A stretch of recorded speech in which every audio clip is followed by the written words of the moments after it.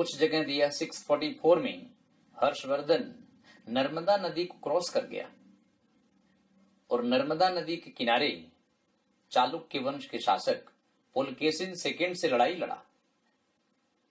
इस लड़ाई में हर्षवर्धन पुलकेशिन सेकंड बुरी तरह से हार गया और ये कहा जाता है कि हर्षवर्धन इस हार की चिंता में 3 साल बाद यानी 647 एडी में मर गया था। वैसे पुलकेशिन सेकंड बादामी या वातापी के चालुक्य वंश का शासक था। इसका किंगडम नर्मदा के आसपास तक फैला था। हर्षवर्धन ने पुलकेशिन सेकंड के किंगडम में प्रवेश किया, जिसकी वजह से पुलकेशिन सेकंड ने हर्षवर्धन को हराया और इस हार की चिंता में हर्ष 647 एडी में मर गया। हर्ष के डेथ के बाद कन्नौज को लेकर 3 पक्षों में त्रिपक्षीय संघर्ष प्रारंभ हुआ था।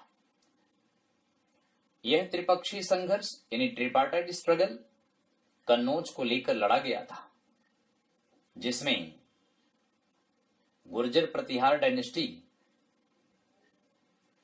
पाल डायनेस्टी, राष्ट्रकूट डायनेस्टी के शासकों ने भाग लिया था। वैसे दोस्तों, गुजरात में गुर्जर प्रतिहार डायनेस्टी का संस्थापक नागभट्ट फर्स्ट था, लेकिन नागभट्ट सेकंड, इसी वंश का नागभट्ट सेकंड ने त्रिपक्षीय संघर्ष में विजय प्राप्त किया था।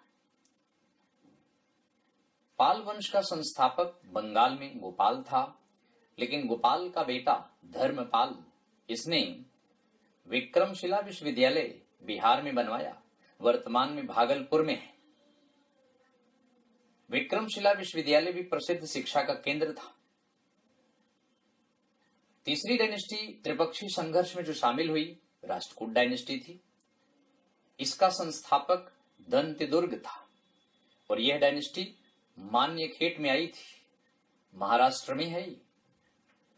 दंत्यदुर्ग संस्थापक था और यह डायनेस्टी साउथ से नॉर्थ के कन्नौज पर आक्रमण करने वाली दक्षिण की पहली डायनेस्टी है। वैसे दोस्तों, पाल शासकों के अंडर में कन्नौज पर आयुध शासकों ने शासन स्टार्ट किया था, जिसमें इंद्रायुध, चक्रायुध, वज्रायुध 3 शासक पाल वंश के शासकों के अंडर में कन्नौज पर शासन कर रहे थे। लेकिन गुर्जर प्रतिहार शासकों ने आयुध शासकों को मार भगाया, पाल शासकों को हराया।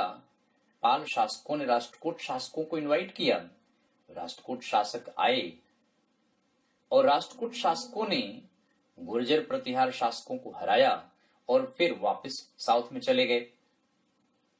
तो इस तरह से गुर्जर प्रतिहार शासक पाल वंश के शासकों को हराते, आयुध शासकों को मार भगाते, पाल शासक विवश होकर राष्ट्रकूट शासकों को बुलाते, राष्ट्रकूट शासक आते, गुर्जर प्रतिहार शासकों को हराते और वापस दक्षिण में चले जाते थे।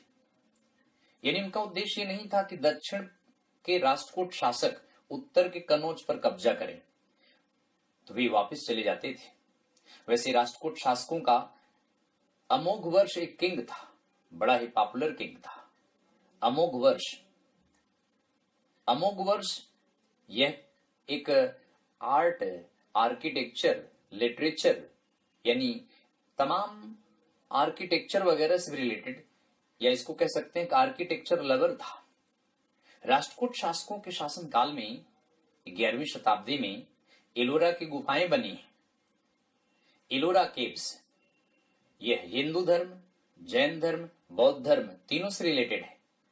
लेकिन दोस्तों ध्यान रखें, एलोरा की गुफाओं में सबसे ज्यादा हिंदू धर्म के बारे में है। एलोरा गुफा में एक कैलाश मंदिर है, कैलाश केव श्राइन भी कहा जाता है। इसका निर्माण कृष्ण फर्स्ट ने कराया था, राष्ट्रकूट शासक कृष्ण फर्स्ट ने इसे बनवाया था और यह एकमात्र गुफा मंदिर है। इसके अलावा किसी भी गुफा में इस तरह की मंदिर नहीं है। वैसे तो तमाम गुफा मंदिर हैं, लेकिन कैलाश केव श्राइन यह यूनिक टाइप की गुफा मंदिर है। राष्ट्रकूट शासकों ने इसके अलावा एलिफेंटा की गुफाएं बॉम्बे आइलैंड के पास बनवाई थी। एलिफेंटा की गुफाएं भी हिंदू धर्म से रिलेटेड है। और इनके अलावा राष्ट्रकूट किंग कृष्ण सेकंड ने रामेश्वरम टेम्पल का निर्माण कन्याकुमारी में कराया था। यह शिव टेम्पल है।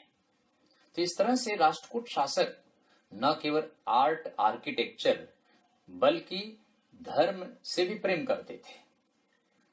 शिव और विष्णु की पूजा करते थे। तो दोस्तों, त्रिपक्षीय संघर्ष में ये 3 डायनेस्टी शामिल थी, लेकिन अंतिम सफलता गुर्जर प्रतिहार शासक नागभट्ट सेकंड को मिली थी। तो इस तरह दोस्तों, यह वर्धन डायनेस्टी और त्रिपक्षीय संघर्ष के बारे में हमने आपको बताया। उम्मीद है कि आपको ये क्लिप पसंद आई होगी, और अगर पसंद आए तो ये सब्सक्राइब करें, लाइक करें, शेयर करें, कमेंट करें। थैंक्स।